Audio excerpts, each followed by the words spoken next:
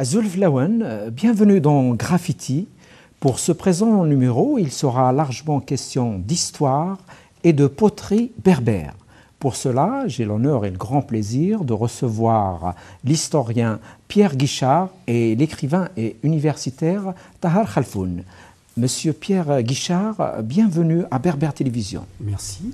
Je vous en prie, Tahar Khalfoun, bienvenue aussi à Berbère Télévision. Merci. Je t'en prie. On va commencer la discussion, le débat avec Pierre Guichard, qui a dirigé les travaux, un livre très intéressant, par la main des femmes, la poterie modelée du Maghreb. Donc il s'agit principalement de la poterie berbère. Alors, qui est-ce qui a eu l'idée de publier un livre pareil? Là, c'est moi. D'accord, très bien. C'est un livre qui me tournait dans la tête depuis quelque temps. J'ai eu envie, depuis pas mal de temps, j'ai toujours été très intéressé par les objets, et en particulier les objets, disons, exotiques, si on peut dire, par rapport au contexte européen. Et j'ai toujours un peu rêvé d'écrire quelque chose sur ce rapport de l'Europe, de l'Occident, de l'Europe, avec les arts non occidentaux. Et il m'est apparu à un certain moment qu'au fond, une retombée de cette idée pouvait être un livre sur cet art très peu connu, très proche géographiquement de l'Europe, qu'est l'art des poteries modelées féminines du Maghreb. C'est fait donc grâce à la Maison de l'Orient et de la Méditerranée, donc grâce au Musée des Confluences à Lyon, c'est ça? C'est les coéditeurs du livre, sur la base d'un accord. Moi, j'avais proposé ce sujet, puisque les deux institutions possèdent des collections, une collection assez intéressante pour le Musée des Confluences, une collection plus petite, rassemblée dans un but d'ethno-archéologie à la Maison de l'Orient. Et sur cette base, mais en l'amplifiant beaucoup, en la développant beaucoup, je me suis dit qu'on pouvait peut-être essayer de publier un livre. Les deux institutions en étaient d'accord et elles se sont mis d'accord sur ce projet d'ouvrage. Et l'ouvrage, il est là, et je le répète, il est plein d'enseignements, puisqu'il revient à la rencontre de l'Occident et de ses poteries au tout début. Donc c'est les années 1850. Disons que c'est à l'époque de la conquête de l'Algérie que des touristes, quelquefois des militaires, d'autres types de gens ont été intrigués par ces poteries très curieuses, fabriquées d'une façon qui leur paraissait très étrange, et ont commencé à y accorder une certaine attention. Il s'est publié quelques articles, très dispersés là-dessus. Et certaines poteries ont été déjà ramenées en Europe de Kabylie, mais avant même que la Kabylie ne soit conquise.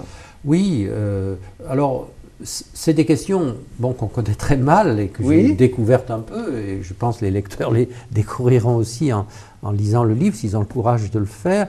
On a par exemple une collection qui est à Bologne, au musée Civico de Bologne, en Italie, qui est une collection qui est venue, qui a été amenée en Italie, je ne sais pas du tout dans quelles circonstances, par un peintre de Bologne qui avait une collection de poterie kabyle, et ça avant la pacification, entre guillemets, de l'Algérie.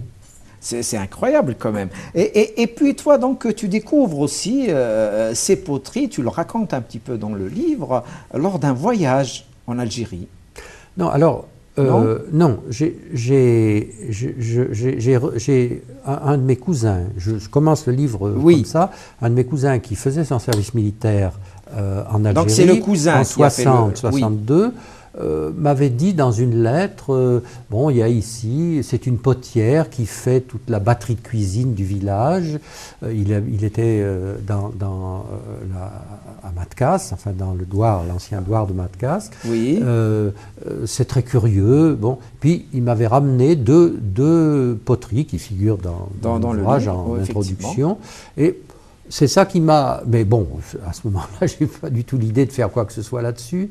Puis j'ai eu l'occasion, au cours de ma carrière universitaire même, d'avoir des collègues qui avaient acquis des poteries de ce genre un peu en Tunisie. Donc ça m'a intéressé, et puis il m'est apparu progressivement que pourquoi pas essayer d'écrire quelque chose sur l'ensemble de ces fabrications.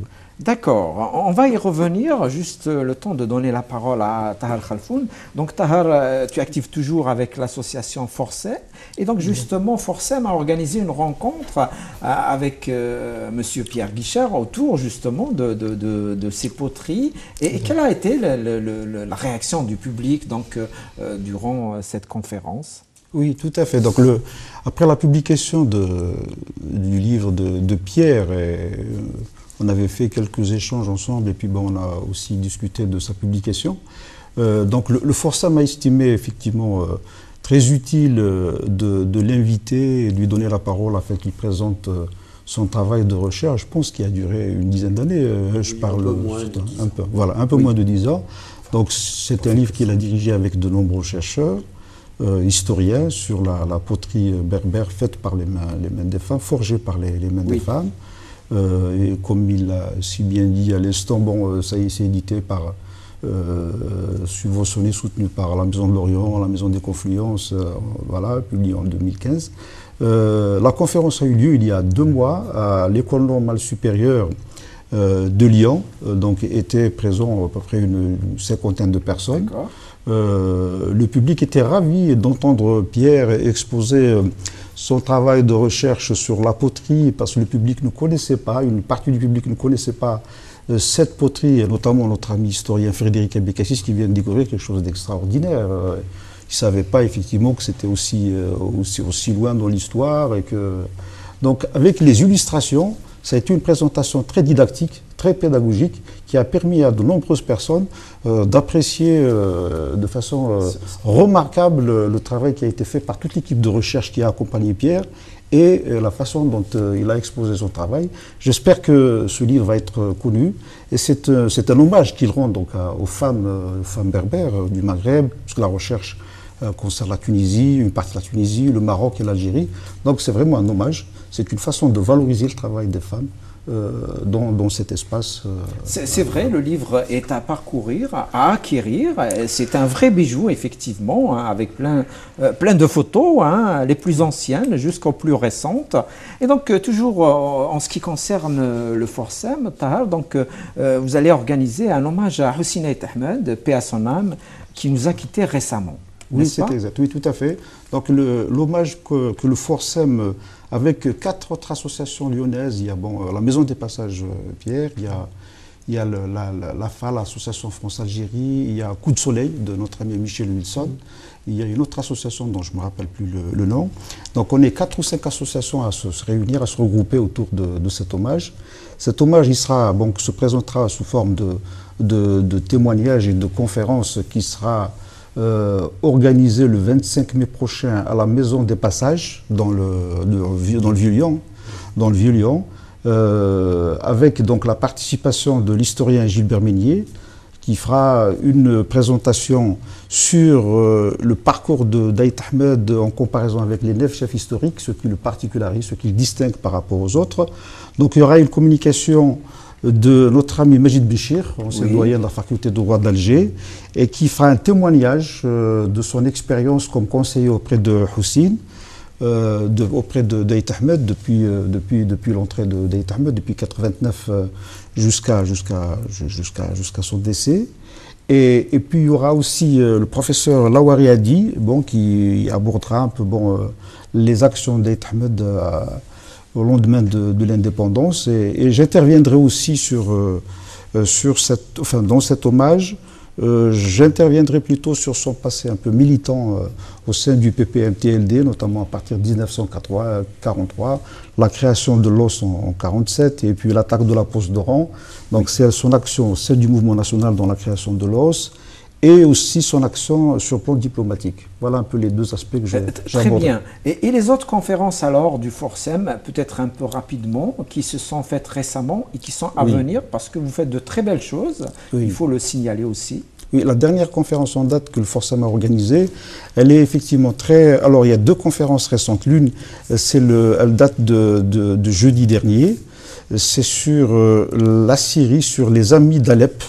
Oui. Sur les Amis d'Alep. Donc, il y a 4 journalistes qui ont fui, qui ont quitté. D'abord, bon, ils ont été arrêtés, torturés, et qui ensuite ont rejoint la Turquie. Depuis la Turquie, on leur a organisé une espèce de tournée à travers toute la France. Et donc, nous avons profité de l'occasion pour les inviter à Lyon. Donc, ils ont fait un témoignage plutôt qu'une conférence à l'IEP, à l'Institut d'études politiques. La conférence a été modérée par le Houari Hadi. Et donc, c'est très intéressant leur témoignage sur le travail de la presse, comment toutes les difficultés rencontrées par ces journalistes à faire leur travail. Hein. Ils sont devenus, par la force des choses, par la répression, etc., journalistes malgré eux. Ils écrivaient clandestinement, etc., pour informer d'abord les Syriens, mais aussi l'opinion publique internationale du drame que vivent les Syriens depuis maintenant 5 ans. Depuis maintenant 5 ans. Et l'avant-dernière conférence, c'est une conférence très intéressante et qui porte sur le Maroc. Après la publication d'un livre de Kinzes Frioui et de Hichem, je ne me rappelle plus son nom. Ce n'est pas grave. Oui, alors ce livre s'intitule Dos de femmes, dos de mulets. C'est aussi un hommage aux femmes berbères au Maroc, qui évidemment le traitement qui est réservé aux femmes, comment elles travaillent dur pour gagner leur vie, etc., notamment dans l'Atlas, dans les montagnes berbérophones. Et donc là aussi, on a réussi donc à vendre 12 livres de Hichem et de Kenza sur donc Dos de femmes, dos de mulets. Et je conseille à tout le monde de le lire. C'est vraiment un témoignage excellent sur le travail des femmes, sur la dureté de la vie des femmes marocaines, etc. Et donc là aussi, il y a eu une 50aine de personnes qui étaient présentes. Et cela témoigne bien évidemment de l'intérêt que porte tout ce public à la question maghrébine en France. Je pense qu'il y a... Oui, voilà. Oui, tout à fait. Je reviens à M. Pierre Guichard. Donc effectivement, la poterie, c'est un travail de femme. Et donc, c'est très ancien. Est-ce qu'on connaît aujourd'hui l'histoire en profondeur on dit c'est très ancien, mais est-ce qu'on a des exactitudes si on se penche un peu sur le sujet? Je ne crois pas qu'on ait de certitude absolue. On a archéologiquement quelques témoignages pré-romains, avant donc la conquête romaine, d'objets de céramique, de vases de céramique décorés de la même façon que le sont les actuels. Les actuels, avec des dessins géométriques aussi. Avec on va y revenir sur les dessins. Les mêmes types de décors. Mais entre ces sites pré-romains, qui ensuite ont été romains, par exemple Tidis a fourni quelques objets qu'on a souvent rapprochés des poteries actuelles, enfin des poteries plus récentes. Entre les deux, on n'a vraiment pratiquement rien. Je crois pour diverses raisons, parce que l'archéologie au Maghreb a été quand même souvent une archéologie plutôt romaine ou antique ou romaine qu'une archéologie médiévale, même s'il y a eu un certain nombre de travaux en archéologie médiévale. Et puis, c'est des objets très fragiles et que archéologiquement, ils se sont très mal conservés. Donc, avant le milieu du XIXe siècle, entre ces quelques témoignages d'une production, disons à la fin du néolithique, et les objets que des Européens découvrent, auxquels quelques-uns d'entre eux s'intéressent au milieu du XIXe siècle, à partir du milieu du XIXe siècle, on n'a pratiquement pas de témoignages. Au Maroc, il y a quelques travaux qui ont commencé davantage à s'intéresser sur des sites du Moyen-Âge où on trouve des poteries un peu de ce type, mais souvent ayant perdu leur décor, donc on voit bien qu'elles ont été fabriquées techniquement de la même façon, mais on n'a pas toujours les décors qui sont intéressants à étudier. Et dans le livre, on parle du Maroc, de l'Algérie et de la Tunisie, donc jusqu'à dans la région de Sousse. Est-ce qu'en Libye, on ne trouve pas ces poteries, par exemple? Alors, je ne sais pas. C'est peut-être un manque. J'aimerais le savoir. À ma connaissance, il n'y a jamais eu quoi que ce soit de produit là-dessus. On ne peut pas en être certain parce que des régions aussi profondément, massivement berbères que les atlas marocains n'en produisent pas. En ont probablement produit, mais n'en produisent pas. Le Haut Atlas, on n'en a pas. Par contre, je crois que dans les régions beaucoup plus au sud au Maroc, il y a des productions qui sont proches, mais tout ça n'a presque pas été étudié. Et dans l'étude donc de ces poteries, aujourd'hui, il y a des régions arabophones qui produisent des poteries. Oui, tout à fait. Par exemple, dans la région de Sousse, justement, oui. Dans le Sahel de Sousse, il y a à Moknine, Sidi Naïja, il y a des productions encore assez intéressantes. Bon, moi, est-ce qu'elles ont à peu près les mêmes motifs ou bien c'est des motifs légèrement différents? C'est des motifs très simples souvent et qui ont pu se produire un peu à toutes les époques. C'est assez difficile de suivre, d'essayer de savoir quel a pu être le destin de tel ou tel motif. Alors, quelquefois, ça devient assez complexe, ça donne des décors qui sont assez de qualité. Comment ça s'est fait? Est-ce qu'on pourrait les retrouver plus anciennement? J'avoue, je ne sais pas. Et pour revenir à ces motifs, à ces signes et symboles et dessins, il y a des motifs qui se répètent, hein, comme ces triangles, par exemple. Oui, des triangles avec une espèce de réticulé intérieur. C'est pas à la base, il y a des formes très très simples, très élémentaires, assez faciles à produire. Alors, c'est toujours un peu difficile d'essayer de trouver des influences ou des parallèles. C'est pas très difficile de faire un triangle, de le remplir de... Ça c'est vrai, mais ça se retrouve aussi sur d'autres objets, comme le tapis, par exemple. Hein. Oui, il y a des correspondances, les tatouages aussi. Oui. Il y a eu une époque dans les années 20, 30, où on s'est intéressé un peu aux correspondances entre tatouages et motifs décoratifs des poteries. On n'est jamais allé très très loin. Bon, c'est vrai aussi que ce serait peut-être difficile de consacrer des thèses entières à... Tu disais hors antenne que le sujet n'a pas vraiment été abordé dans l'écrit. Il y a quelques écrits de travaux. Il y a quelques années un catalogue, une exposition et un catalogue intéressant au musée du Quai Branly, par exemple. Tout à fait. Sur la poterie plutôt kabyle, enfin d'Algérie et essentiellement kabyle.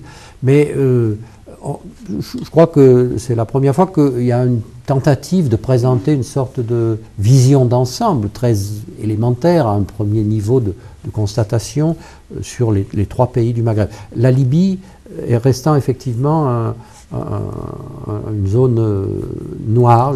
À étudier, je ne sais pas. On ne peut pas dire aujourd'hui qu'elle n'existe pas. Non, mais je peux pas dire non plus. On ne peut pas l'affirmer en plus. Aussi. Je ne sais pas pour la Libye. J'aurais aimé pouvoir en dire quelque chose. D'accord, on va y revenir. Tahar, si tu pouvais nous dire un mot sur Hussein Ait Ahmed, toi qui l'as connu quand même, et surtout sur cet enterrement qui a drainé quand même une foule considérable. On a vu les images, c'est des images impressionnantes. Est-ce que donc c'est vraiment l'hommage à un homme qui a été un peu combattu politiquement quand même, hein, et par le pouvoir et par une partie de l'opposition en Algérie? Oui, c'était exact, oui, tout à fait. Alors, moi, je n'ai pas assisté à son enterrement au pays, à la commune d'Ethihia, dans son village natal, donc à Ait Ahmed. Par contre, j'étais à Lausanne pour lui rendre un dernier hommage avec des amis. Je crois que c'est vrai, c'est un hommage qu'il a souhaité. Je crois qu'il n'a jamais voulu être enterré à l'Alia. Je crois qu'il faut respecter sa volonté.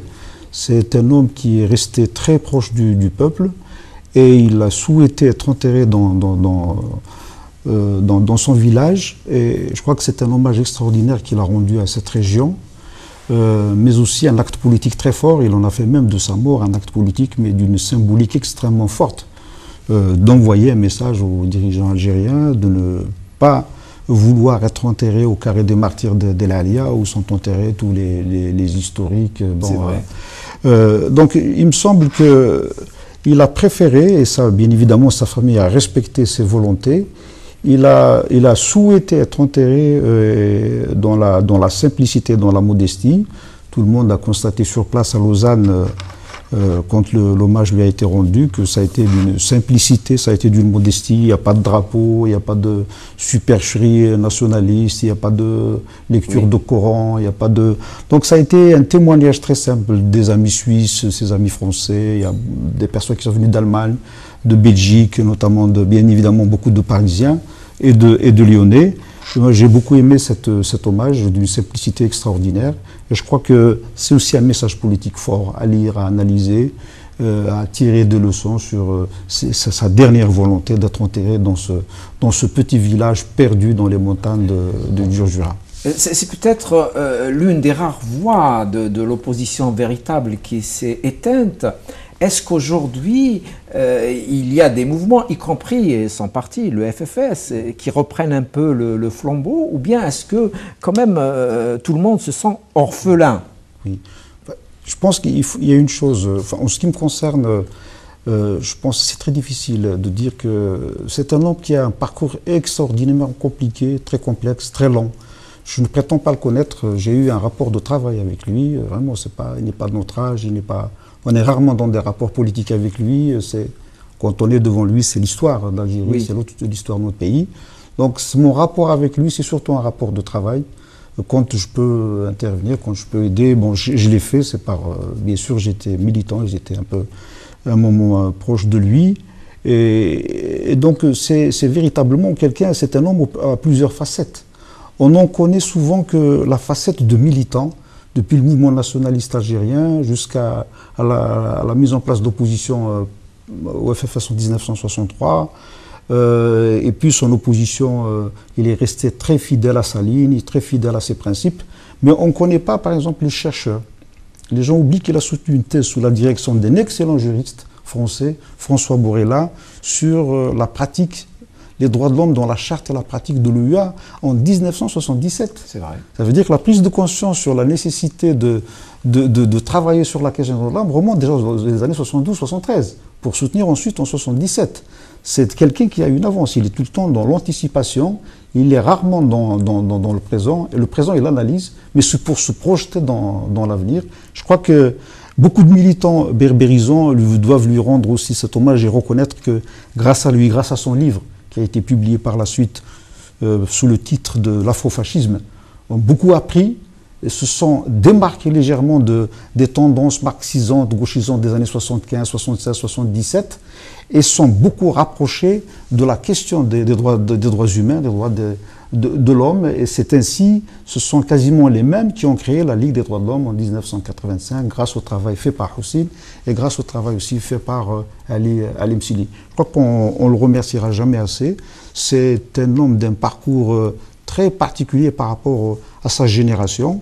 Et je ne prétends pas le connaître. C'est vraiment quelqu'un de très... Oh, mais c'est bien que tu nous dises et puis, on connaît tout pas, ça. Pardon, oui. On ne connaît pas une autre facette. Moi, je l'ai découvert une fois. On allait donner une conférence ensemble à Aix-en-Provence. On a été invité par Ahmed Mhiou. Et en cours de route, il m'avait chanté, il m'avait récité des poèmes, un poème qu'il avait composé en 1945, sur la même veine, le même rythme que le grand... Kelami Soumazir, c'est ça? Kelami Soumazir de Eitidir, oui. C'est Ambranidir, pardon. C'est pas forcément à lui, hein, c'est la paternité du poème de l'hymne berbère est remise en cause. Hein. Beaucoup de gens disent que c'est une création collective. C'est possible. Je ne sais pas où se situe la vérité. Mais donc, lui, il avait... Aussi, donc, il compose...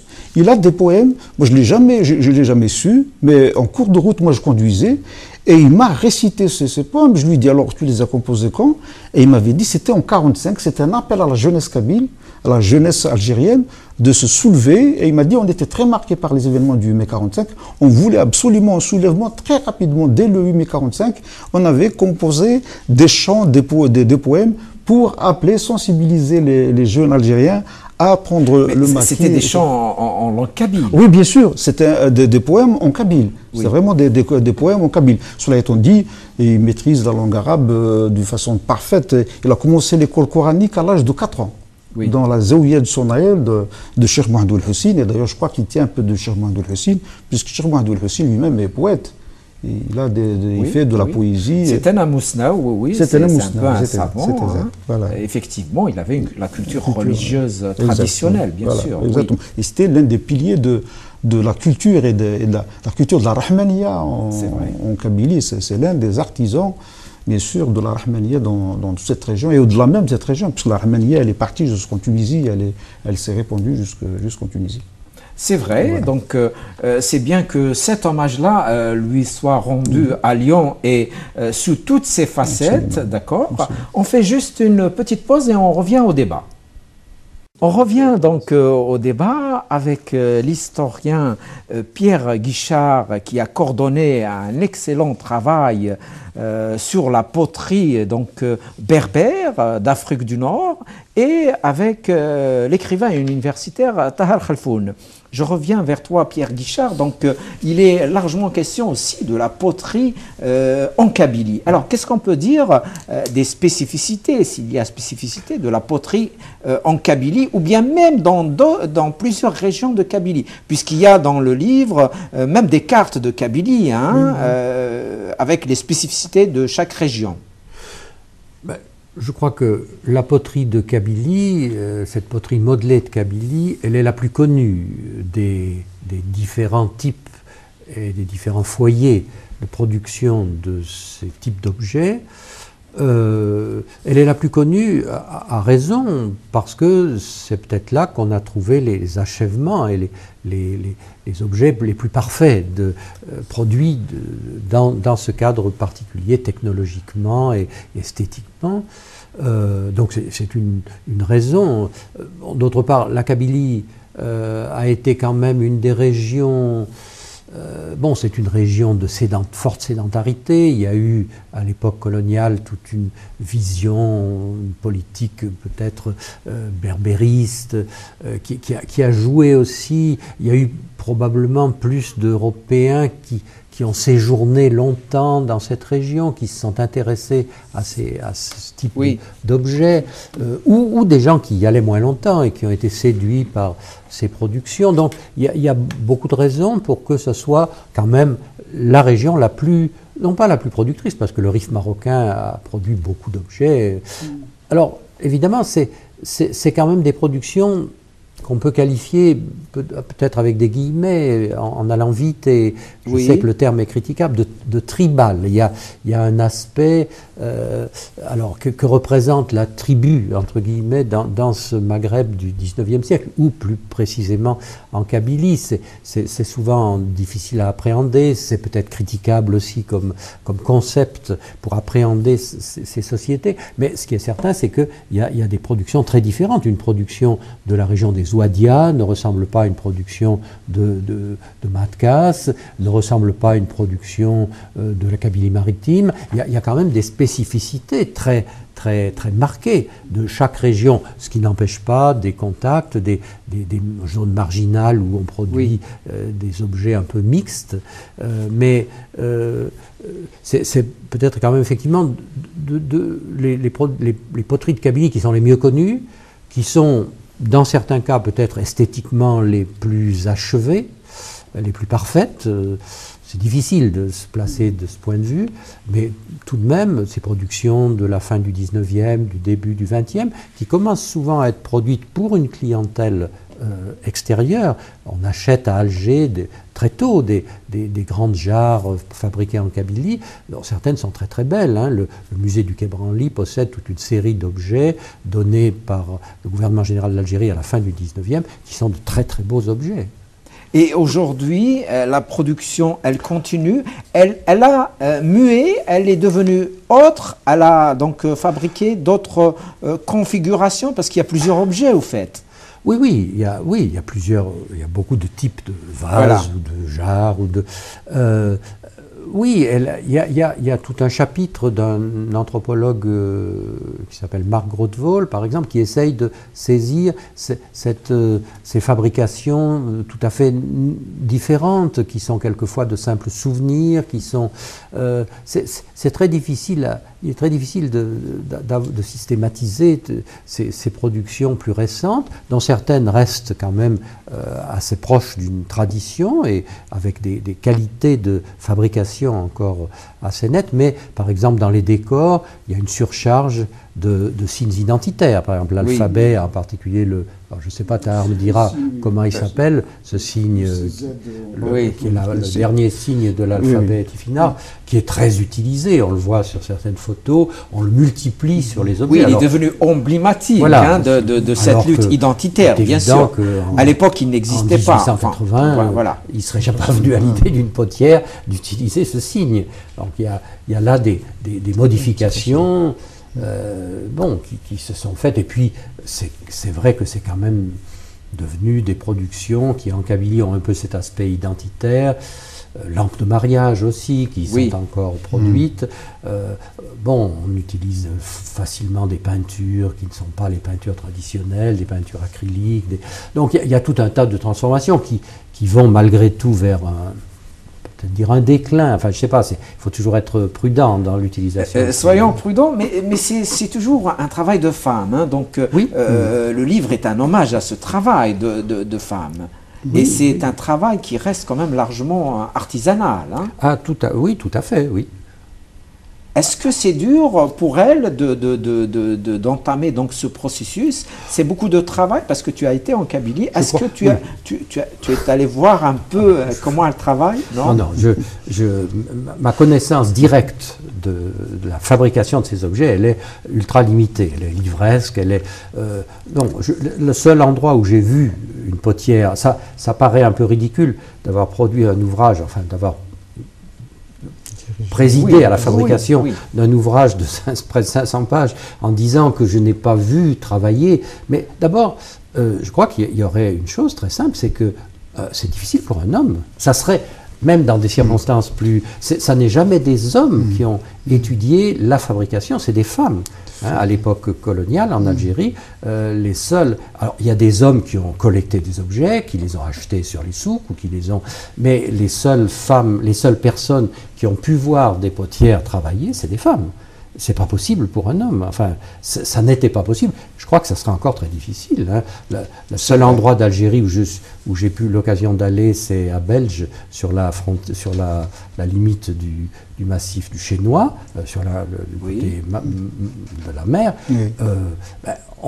Grâce au Conseil islamique qui m'avait gentiment emmené là-bas, grâce à la police locale qui connaissait des endroits où on en produisait, on est allé à Belge, mais là, on n'a pas vu de femmes. C'est le maître de maison qui nous a sorti quelques objets qu'on a photographiés. Donc, c'est vrai. Je pense que ça serait une première limitation. Alors en Tunisie, c'est un peu différent, parce qu'il y a à Sejnan, donc dans les Mogodes, il y a là des ateliers féminins, enfin il y a des femmes qui produisent, et leur notoriété, enfin le fait que c'est devenu une production très touristique et tout, fait que certaines produisent à la demande en quelque sorte. On va les voir, c'est des commerçantes, elles fabriquent un objet. C'est souvent une demande européenne ou bien elle peut être autre aussi? Je pense qu'il y a les deux. Il y a je pense, c'est très difficile. Je crois qu'en Tunisie, par exemple, il y a eu un démarrage de ces productions. Déjà, il y avait eu quelque chose avant la guerre de 40, et puis il y a eu, après l'indépendance, il y a eu des coopérants. Et beaucoup de coopérants, je le sais pour avoir eu des collègues qui l'ont fait, enfin que j'ai connus après, mais qui avaient acquis de petites collections, ils allaient à Sejnan chercher des poteries. On faisait encore d'assez belles choses à cette époque, dans les années 60. Je pense que la demande extérieure a été importante, ce qui ne veut pas dire qu'il n'y ait pas aussi une demande locale de gens qui s'intéressent au passé. Il y a des collectionneurs, il y a M. Damani à Tizi Ouzou qui achète des fournées entières de poterie. Enfin, donc on ne peut pas dire que ça soit uniquement une demande européenne. Je pense qu'à l'origine, ça a été quand même un peu ça.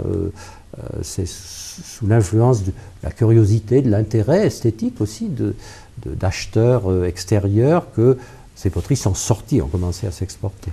D'accord. Je reviens vers Tahar. Donc, tu es écrivain universitaire et tu publies aussi beaucoup d'articles dans des revues. Et tu viens de publier donc, un article sur la domanialisation de la propriété foncière. Il est question aussi de spoliation. Oui, c'est quoi exactement alors?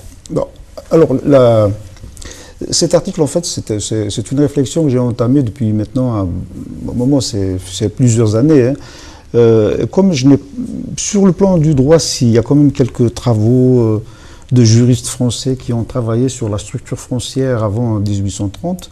Donc là, j'ai fait un petit travail de synthèse sur l'ensemble des biens collectifs, disons, d'avant la colonisation française. Donc sous la régence d'Alger, j'ai repris pratiquement l'ensemble des biens collectifs, les biens arches par exemple, la théorie des terres arches de Napoléon III, le Senatus Consulte de 1865, qui reconnaît le droit de propriété aux tribus, et puis ensuite la nue propriété à l'État. J'ai repris un peu les biens habous aussi, qui sont d'origine très très lointaine, même si certains oulémas musulmans tentent de leur donner les lettres de noblesse au droit islamique, mais c'est une institution qui est une institution byzantine, en réalité elle est beaucoup plus lointaine.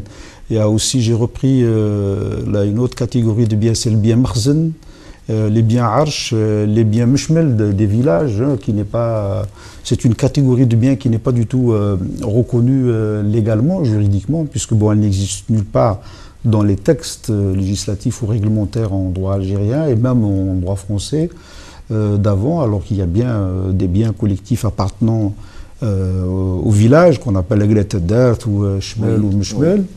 Et puis, bon, pratiquement ces catégories de biens collectifs, j'avais pratiquement repris depuis maintenant un bon moment, et j'ai essayé de voir comment le processus de domanialisation a muté ou est passé d'une pluralité de statuts juridiques à une dualité de statut juridique. C'est-à-dire, avec la colonisation, on a introduit, donc on est passé de la pluralité à la dualité. Et la dualité, elle se traduit concrètement par, bien entendu, une théorie très connue en droit public français, qui est une théorie phare en droit public français, qui distingue dans la masse des biens publics le domaine public et le domaine privé. C'est-à-dire le domaine public et le domaine privé des personnes publiques. Ce n'est pas le domaine privé des particuliers, des personnes publiques, c'est-à-dire l'État et les collectivités territoriales. Tout ce processus-là, donc je l'ai repris depuis 1830 jusqu'à pratiquement l'indépendance, où j'ai essayé de montrer à travers ce papier que j'ai intitulé « La domanialisation de la propriété foncière, une spoliation couverte de l'habit de la légalité », comment justement toutes ces terres ont été spoliées, ont été séquestrées, ont été expropriées, ont été, par la technique du cantonnement, versées dans le domaine de l'État, dans le domaine national de l'époque, ensuite pour qu'ils soient remis ou transférés aux colons.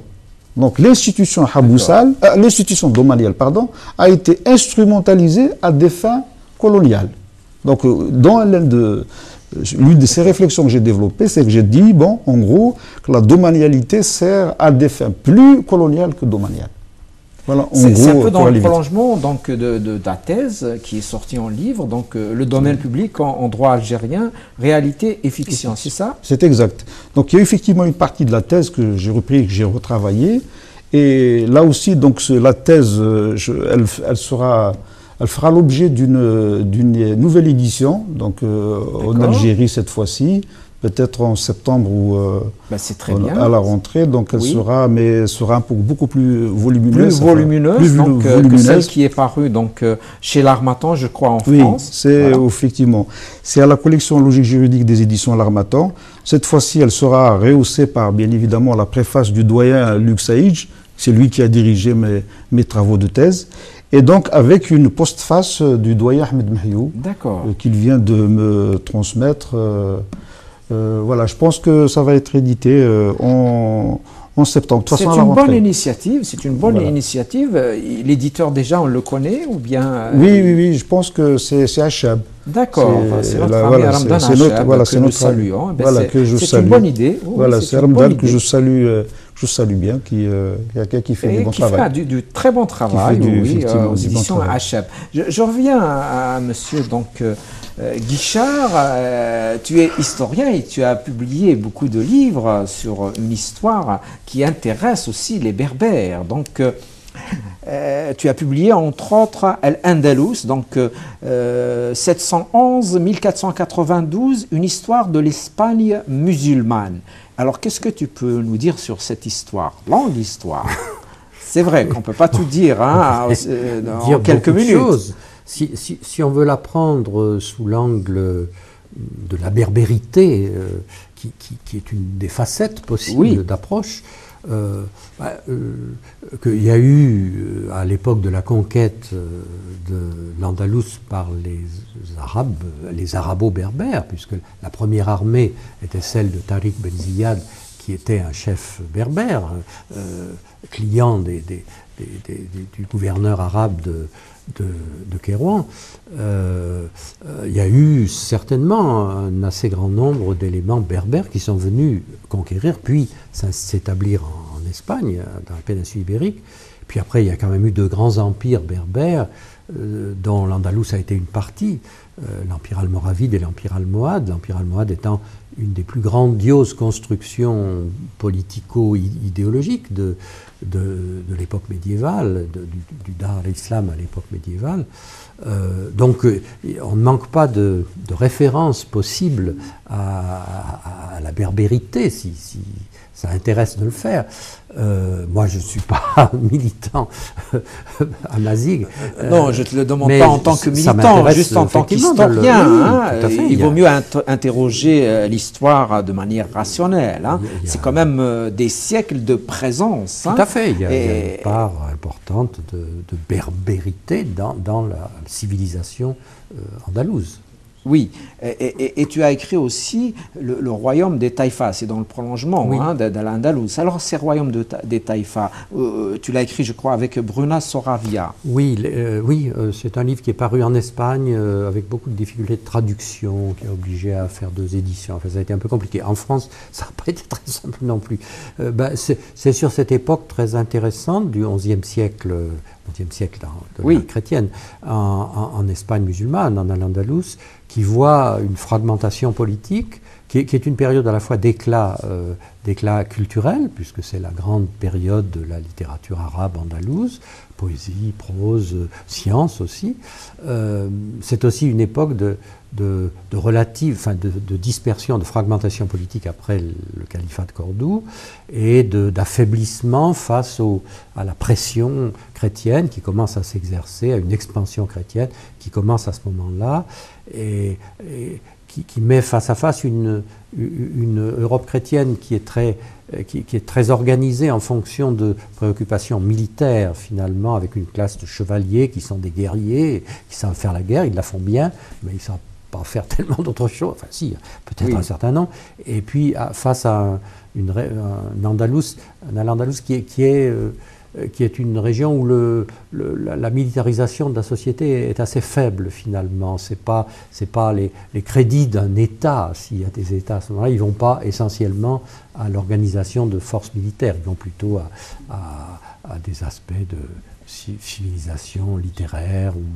On a souvent mythifié un peu cette période en disant qu'il y a eu cohabitation des religions, des cultures. Est-ce que c'est vrai ou bien est-ce que c'est un mythe? Oui, je crois que c'est vrai d'un certain point de vue. C'est toujours pareil. L'histoire, on peut l'appréhender de diverses façons. C'est tout de même vrai qu'à l'époque du califat de Cordoue d'abord, puis aussi en partie à l'époque des Moulouk Atawaïf, des souverains des Taïfas, il y a une certaine cohabitation dans le cadre de cette Espagne musulmane entre des musulmans qui sont le secteur dominant, l'élément dominant, puisque politiquement c'est des pays musulmans, des chrétiens, il subsiste des communautés chrétiennes relativement importantes, les juifs aussi, beaucoup, qui n'ont pas d'autonomie politique, mais qui participent alors plus certainement que les chrétiens à une civilisation arabe très brillante. C'est vrai, c'est vrai. Il ne faut pas non plus voir ça comme un pays de bisounours où tout le monde se serait embrassé toute la journée. On est quand même à une époque où il y a une confrontation malgré tout. Les communautés chrétiennes ou juives sont dans une situation de zimmi, de dominer. Bien sûr. L'Occident commence à connaître une période d'expansion qui va très vite refouler l'islam andalou vers des régions de plus en plus méridionales. Donc oui, il y a cette coexistence, elle n'est pas toujours irénique, elle est aussi éventuellement conflictuelle. D'accord, je reviens à Tahar. Tu as écrit aussi un ouvrage avec Gilbert Minier, Repenser l'Algérie dans l'histoire. Est-ce qu'il est urgent de réhabiliter l'histoire en Algérie, peut-être même en Afrique du Nord, une histoire qu'on a souvent essayé d'occulter? Oui, je crois que s'il y a une discipline qui a de l'avenir dans notre pays, c'est bien l'histoire. Parce que bon, il y a beaucoup de choses, je crois. Mais je parle sous le contrôle de Pierre, c'est lui l'historien. Il y a beaucoup de choses à déconstruire et puis ensuite à construire. Je pense qu'il y a... c'est une histoire très idéologisée. Et quand l'idéologie domine n'importe quelle approche, pas simplement l'approche historienne, c'est cette idéologie, ou cette approche idéologique de l'histoire, elle masque plus qu'elle ne révèle. Oui, exactement, qu'elle ne révèle. Les logiques en cours ou les logiques anciennes obéissent souvent à des considérations d'ordre idéologique, d'identification, parce qu'on a estimé à raison, pas à tort, on a estimé que, notamment dans le cas de l'Algérie, que l'identité de ce peuple a été décimée par les 132 années de domination coloniale, que sa langue, son histoire ont été effectivement... les populations ont été déstabilisées, déstructurées, le tissu social a été fortement secoué, mais dans un élan de précipitation et de bricolage idéologique, on a construit une histoire officielle, mais très fortement dominée par l'idéologie. Je crois que ce travail, le travail d'historien dans notre pays est quelque chose qui a de l'avenir. C'est vraiment une matière... Plus que jamais, il faut revenir à une histoire qui se rapprocherait le plus de la réalité historique elle-même, qui ne serait pas sous l'emprise de l'idéologie. Oui, je pense qu'il faut d'abord, dans un premier temps, éviter les approches idéologiques de l'histoire. Mais là, l'historien a des outils qui lui permettent effectivement d'aborder ces questions de façon un peu plus rationnelle, de façon objective. Donc, et puis, surtout, aider tous les historiens qui s'intéressent à notre pays. Dieu sait qu'il y a beaucoup d'historiens. Je crois que le colloque de Lyon, Pierre, je pense il a pris part à ce colloque de 96, a rassemblé 75 historiens. 75 historiens, il y a des Japonais, il y a eu des Allemands, il y a eu donc organiser ce type de colloque en Algérie sur l'histoire de notre pays. Il ne faut pas avoir peur des chercheurs, des historiens. Au contraire, il faut les aider à travailler sur notre peuple, sur l'histoire de notre pays.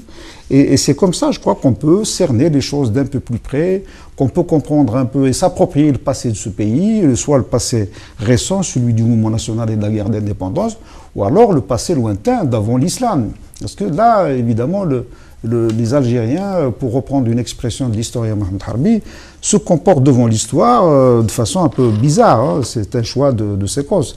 L'histoire, comme disait Harbi, c'est vraiment le paradis et l'enfer des Algériens. On fait un choix de séquence. On rejette des pans entiers de l'histoire de notre pays, mais on survalorise d'autres pans entiers de l'histoire de ce pays. Donc il faut trouver un peu le juste milieu, il faut s'approprier l'ensemble des éléments constitutifs d'histoire du Maghreb et de l'Algérie et en faire véritablement mais un socle. peut-être, Tahar, dans un régime qui quand même tire sa légitimité d'une histoire toute récente, il est presque impliqué, le régime lui-même, dans cette histoire récente qui ne manipule à sa guise. Donc il est peut-être difficile qu'un régime pareil veuille quand même aller vers une histoire désengagée de cette idéologie. C'est peut-être un peu un dilemme. Oui, tout à fait. Mais la responsabilité des acteurs, effectivement, est de mise. Il faut en tenir compte. Parce que c'est vrai, beaucoup, on a gouverné grâce ou à cause de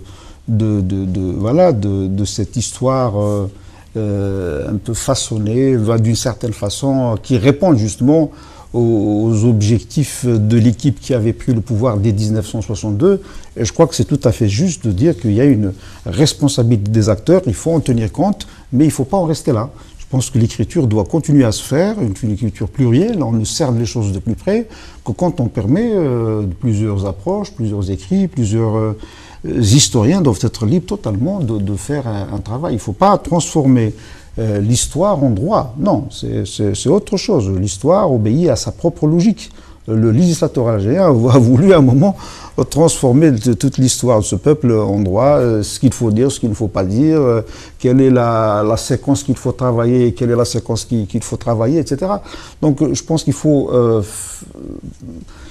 mettre un terme à ces méthodes de travail. Les historiens ont leurs propres outils et il faut leur permettre simplement de travailler dans la sérénité et leur permettre de rentrer au pays. Peut-être leur donner aussi le peu d'archives qu'on peut leur donner aussi. Absolument. Ouverture des archives, puisque beaucoup de chercheurs sont en but à des difficultés d'accès aux archives. Et là aussi, effectivement, c'est une contrainte considérable. L'ouverture des archives, tenir régulièrement des colloques, encourager des séminaires, encourager la soutenance de thèses, des travaux de recherche, mais vraiment sur ce passé, on le disait tout à l'heure avec Pierre. Moi, quand j'ai fait l'histoire au lycée, etc., non, jamais on a parlé de cet aspect de l'Espagne musulmane. Pas du tout, ce n'est pas du tout abordé. Alors que, bon, peut-être ça mériterait des thèses. Bon, heureusement, il y a des historiens comme Pierre qui sont intéressés à cette histoire et qui, aujourd'hui, on a appris pas mal de choses grâce à ceux qui...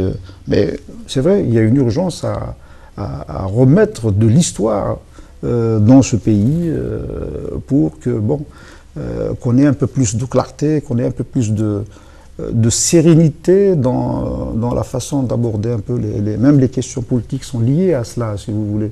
Et c'est pour cette raison, je plaide pour ma part pour que l'histoire occupe une place prépondérante, la place qu'elle mérite dans les enseignements et encourager notamment les colloques, les séminaires, les réflexions. Ouvrir tout ça aux chercheurs. C'est exact. Malheureusement, on arrive au bout de notre voyage, au bout de notre émission. Peut-être qu'on a oublié quelque chose, Monsieur Pierre Guichard, ou bien un dernier mot. On a fait une sorte de grand écart entre le tout récent, l'histoire très récente de l'Algérie, et puis une histoire très ancienne qui peut remonter jusqu'au néolithique, puisque c'est à cette époque que prennent naissance apparemment les types d'objets auxquels s'intéresse ce livre. Bon, malgré tout, il y a une cohérence dans ces différentes approches. Je crois qu'effectivement, il faut arriver à construire une histoire. Moi, j'aimerais que ce livre puisse servir à une histoire, au fond, partagée, même dans des circonstances difficiles de l'époque coloniale, où il y a eu tout de même des intervenants venus d'Europe qui se sont intéressés à des objets qui étaient fabriqués au Maghreb. Ça fait partie aussi d'une histoire commune qui serait intéressante d'appréhender du point de vue des archives, par exemple. C'est sûr que les archives de l'époque coloniale sont pour une bonne part à Aix-en-Provence. Ce serait intéressant d'arriver à partage des travaux sur toutes ces archives du 19e siècle qui sont extrêmement, moi je les ai un tout petit peu pratiquées. On a des fonds arabes par exemple à Aix-en-Provence d'échanges de lettres entre des caïds locaux et des administrateurs. Bon, il y a des tas de choses qui pourraient être faites presque entre un historien algérien, un historien même non arabisant français ou européen, et c'est à ça qu'il faudrait pouvoir arriver. Très bien, mais je te dis merci d'être venu à Berbère Télévision et bonne continuation. Merci, c'est moi. Je t'en prie. Tahar aussi, peut-être qu'on a oublié quelque chose ou bien un dernier mot, je ne sais pas. Simplement pour te remercier de ton invitation et remercier Berbère TV pour qu'il nous ouvre la porte chaque fois qu'il y a un besoin de dire des choses quand il y a une publication. Et deuxième chose, c'est effectivement, j'invite les téléspectateurs à vraiment se procurer le livre de Pierre, qui est un excellent travail. Ça a demandé plusieurs années de recherche sur le terrain. Et c'est un livre avec de très belles illustrations. Donc je conseille à tout le monde de lire, de se procurer ce livre et de le faire connaître au Maghreb, en Algérie, au Maroc et en Tunisie. Merci encore, Youssef. Eh bien, je t'en prie, Tahar. Merci à toi d'être revenu dans le graffiti et bonne continuation. Merci. Vous aussi, mes amis, merci de nous avoir regardés. Portez-vous bien. Prenez soin de vous. Au revoir.